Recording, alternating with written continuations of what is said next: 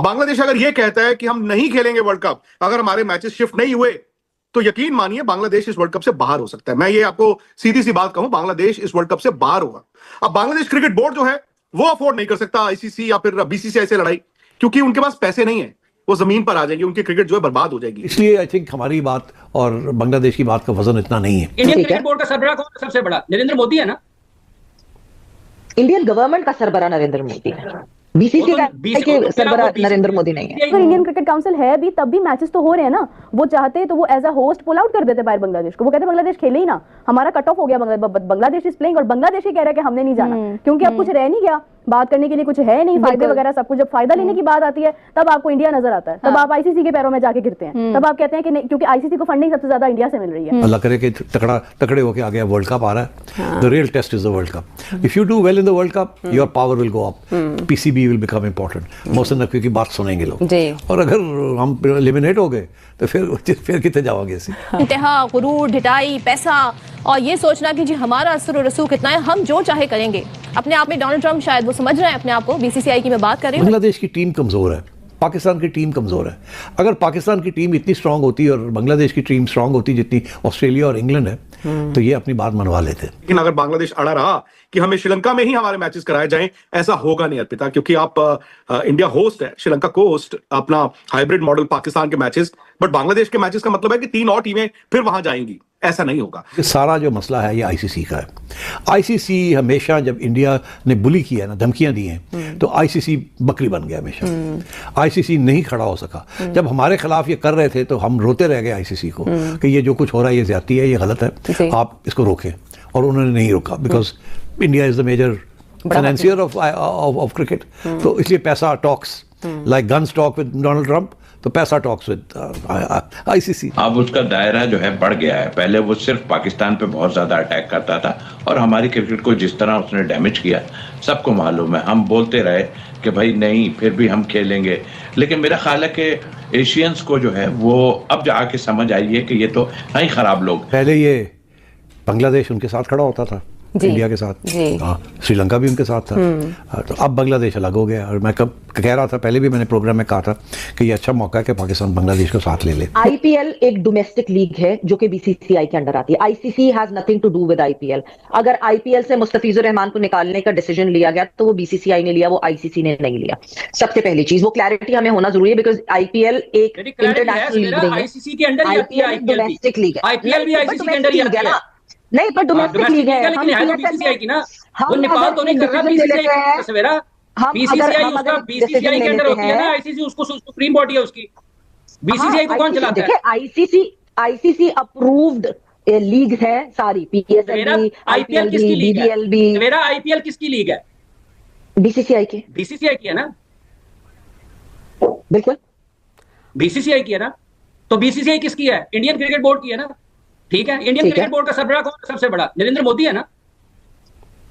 Indian government का सरबराह नरेंद्र मोदी है, BCCI के सरबराह नरेंद्र मोदी नहीं है। देखिए हमें नहीं, हमें एक चीज क्लियर करनी पड़ेगी फातिमा, अच्छा, हमें एक चीज क्लियर करनी पड़ेगी। देखें, जब एक मुल्क की पॉलिसी होती है ना, अगर पाकिस्तान की गवर्नमेंट ने एक पॉलिसी सेट की है तो PCB has to follow that policy की बात नहीं है। ये क्रिकेट की इमरान साहब आपकी तरफ बात है। इंडियन क्रिकेट काउंसिल है भी तब भी मैचेस तो हो रहे हैं ना। वो चाहते तो वो as a host pull out कर देते बाहर बांग्लादेश को। वो कहते बांग्लादेश खेले ही ना, हमारा कट ऑफ हो गया, बांग्लादेश इज प्लेइंग, और बांग्लादेश ही कह रहा है कि हमने नहीं जाना, क्योंकि अब कुछ रह नहीं गया, बात करने के लिए कुछ है नहीं, फायदे वगैरह सब कुछ। जब फायदा लेने की बात आती है तब आपको इंडिया नजर आता है, तब आप आईसीसी के पैरों में जाके गिरते हैं, तब आप कहते हैं कि नहीं, क्योंकि आईसीसी को फंडिंग सबसे ज्यादा इंडिया से मिल रही है। तो या तो फिर आप एज अ कंट्री अपने आप को इतना स्ट्रांग करो ना कि आप आईसीसी को फंडिंग ज्यादा करो, मुकाबला करो, फिर आप इंडिया का, तो फिर आप करो इश्यूज। अब आप कुछ कर भी नहीं सकते हैं, और उसके बाद फिर आप वो मतलब फिलहाल जो हम कर सकते हैं ना, वो यही कर सकते हैं कि हम डिबेट उनसे कर सकते हैं या मुतालबा कर सकते हैं, हम बात ही कर सकते हैं, और हम इसके अलावा कंपटीशन नहीं कर सकते हैं ना। तो फिर जो वो कर रहे हैं वो आप, मैं ये नहीं कहती कि आप उसको आईसीसी की बोर्ड में इंडिया का भी उतना ही वोट है जितना बांग्लादेश का वोट है, एक।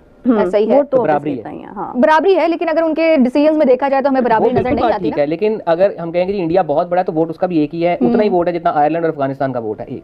ऐसा ही है, एज ए कंट्री उनका उतना ही ये बात देखी जाए कि उसका इन्फ्लुएंस इतना ज्यादा है कि कभी भी नहीं होता कि कोई होस्ट कहे कि आप हमारे मुल्क में ना आए, हाँ विजिटिंग साइड ही हमेशा इस किस्म के इसरार किया करती है कि हमें यहाँ पे प्रॉब्लम, हम नहीं खेल सकते। ऑस्ट्रेलिया ने किया, वेस्ट इंडीज ने किया 96 में, इंग्लैंड ने किया 2003 में, ठीक है, पाकिस्तान ने रिसेंटली किया। उसके बाद पाकिस्तान ने 2016 में बहुत ज्यादा चांसेस थे कि पाकिस्तान की टीम इंडिया टूर ना करती। प्राइम मिनिस्टर लेवल पे बातचीत हुई और मैं उस वक्त उस जगह पे मौजूद था जिस वक्त डिसीजन आया था कि हमारी टीम जाएगी। बांग्लादेश की टीम कमजोर है, पाकिस्तान की टीम कमजोर है। अगर पाकिस्तान की टीम इतनी स्ट्रांग होती और बांग्लादेश की टीम स्ट्रांग होती जितनी ऑस्ट्रेलिया और इंग्लैंड है, तो ये अपनी बात मनवा लेते। मगर अभी इंडिया जब धमकी देता है तो वो ये धमकी देता है कि अगर हमारी बात नहीं मानेंगे हम नहीं खेलेंगे जी। और हम अपना एक नया, जैसे हमने आईपीएल बनाया है, हम अपनी एक लीग बना लेंगे, टेस्ट क्रिकेट, ये क्रिकेट, वो क्रिकेट, हम आईसीसी छोड़ देंगे, हम अपना एक आईसीसी बना लेंगे। ये धमकी है, क्योंकि सारे ब्रॉडकास्टर्स उनके हैं, तो क्रिकेट का जो सबसे पैसा ज्यादा आता है, जो व्यूअरशिप है, वो सारी इंडिया में है। तो ये धमकी से आईसीसी भाग जाते हैं, नहीं, हर बात उनकी मान लेते हैं। मगर अब बात ये है कि अगर पाकिस्तान और बांग्लादेश की टीम टॉप 4 टीम्स में होती तो देन ये जो थ्रेट इंडिया की है ना, इसको आप टैकल कर सकते थे कि अच्छा जी ठीक है, नहीं इंडिया खेलता ना खेले, हम Australia, England, Pakistan, Sri Lanka, Bangladesh top teams हैं, हमें साउथ अफ्रीका हम खेल लेंगे। मगर अनफॉर्चुनेटली बांग्लादेश की टीम भी कमजोर है, अफगानिस्तान भी कमजोर है, हम भी कमजोर हैं। इस वक्त जो टॉप टीम्स हैं there India, Australia, England and possibly in South Africa, ये इस वक्त की टॉप टीम्स। तो इसलिए आई थिंक हमारी बात और बांग्लादेश की बात का वजन इतना नहीं है। एक जमाना था कि हमारी टॉप टीम थी, ठीक, और बांग्लादेश की टीम भी बेहतर थी आज से। सो आई थिंक आपकी अगर परफॉर्मेंस बेहतर होगी तो आपकी आवाज़ भी तकड़ी होगी। सो इसलिए ये जो रिसेंट 2-3 साल में हमारी टीम की कमजोरियां, वो that has also reduce the negotiating power of PCB. इसी तरीके से बांग्लादेश और श्रीलंका का भी यही हाल है। तो आई थिंक ये जो एशियन क्रिकेट काउंसिल जो है ये पाकिस्तान के हाथ में है इस वक्त, और नकवी साहब को चाहिए कि यहाँ अपना पूरा ग्रुप बनाएं, उसको तकड़ा करें और उस ग्रुप के तहत इंडिया को थोड़ा सा साइडलाइन करने की कोशिश करें और अपने ग्रुप को तकड़ा करें। अब सिर्फ एक श्रीलंका रह गया है। अगर श्रीलंका और बांग्लादेश और पाकिस्तान का एक ग्रुप बन जाता है, इंडिया बहुत कमजोर हो जाएगा, बिकॉज यही 4 तो टीम्स हैं एशियन क्रिकेट काउंसिल में, तो उससे 3 एक साइड पे हो गई तो Asian cricket council under threat आ जाती है। जब वो अंडर थ्रेट आती है तो फिर आईसीसी को भी आप समझा सकते हैं। इंतहा, गुरूर, ढिठाई, पैसा और ये सोचना कि जी हमारा असर और रसूख कितना है, हम जो चाहे करेंगे।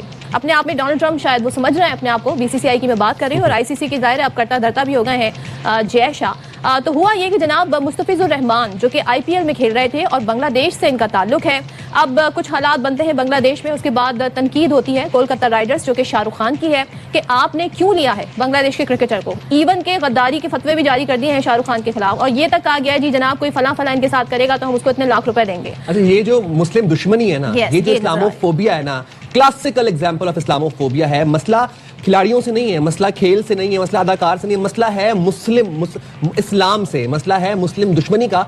अब भारतीय क्रिकेट बोर्ड की हिदायत पर कोलकाता नाइट राइडर्स ने बांग्लादेश के बॉलर, जिस तरह से दफा आपको बता रही थी कि मुस्तफिजुर रहमान को आईपीएल से निकाल दिया।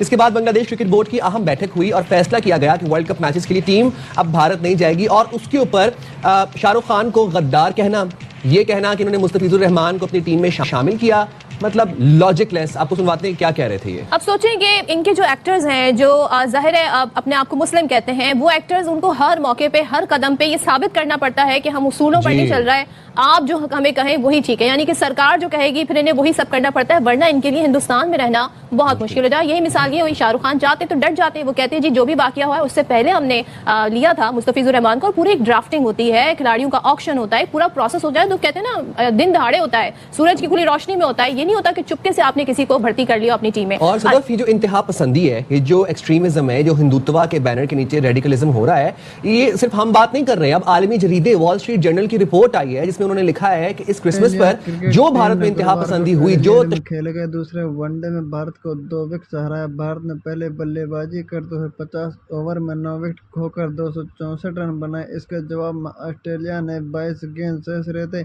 मैच अपने नाम कर लिया। ऑस्ट्रेलिया ने 46.2 ओवर में 7 विकेट खोकर 265 रन बनाए। ऑस्ट्रेलिया की ओर से मैथ्यू शॉट ने सर्वाधिक 74 रन बनाए। भारत के लिए हर्षदीप राणा और वर्थिंगटन सुंदर ने 2-2 विकेट लिए। भारत की 3 मैचों की वनडे सीरीज में लगातार दूसरी हार है। इससे पहले पर्थ में खेला गया पहला वनडे ऑस्ट्रेलिया ने 7 विकेट से जीता था। 265 रन का लक्ष्य के पीछे करने उतरी ऑस्ट्रेलिया की टीम की शुरुआत खराब रही थी। टीम के कप्तान मिचेल मार्श 11 रन बना सके। सलामी बल्लेबाज ट्रेविस हेड 40 गेंद में 28 रन बनाकर आउट हुए थे। मैट रैनसो ने 30 रन बनाए। एलेक्स कैरी 9 रन बना सके। मैथ्यू शॉट ने 78 गेंद में 74 रन की धमाकेदार पारी खेली। मिचेल ओवन ने 36 रन बनाए। ब्रेटलेट 5 गेंद में 3 रन बनाकर आउट हो गए। मिचेल स्टार्क 4 रन बना सके। कपूर 53 गेंद में 61 रन की नाबाद पारी खेलकर लौटे थे। भारत ने टॉस जीत कर पहले बल्लेबाजी करते हुए ऑस्ट्रेलिया के सामने 265 रन का लक्ष्य दिया था। इस मुकाबले में भारत को अच्छी शुरुआत नहीं मिली। शुभमन गिल 8 और विराट कोहली लगातार दूसरे मैच में बिना खाता खोले आउट हो गए। रोहित शर्मा ने 73, श्रेयस अय्यर 61 और अक्षर पटेल ने 44 रन बनाए। ऑस्ट्रेलिया के लिए एडम जाम्पा ने 4, जोवी बोर्टन ने 3 विकेट निकाले और 2 विकेट मिचेल स्टार्क को मिले थे।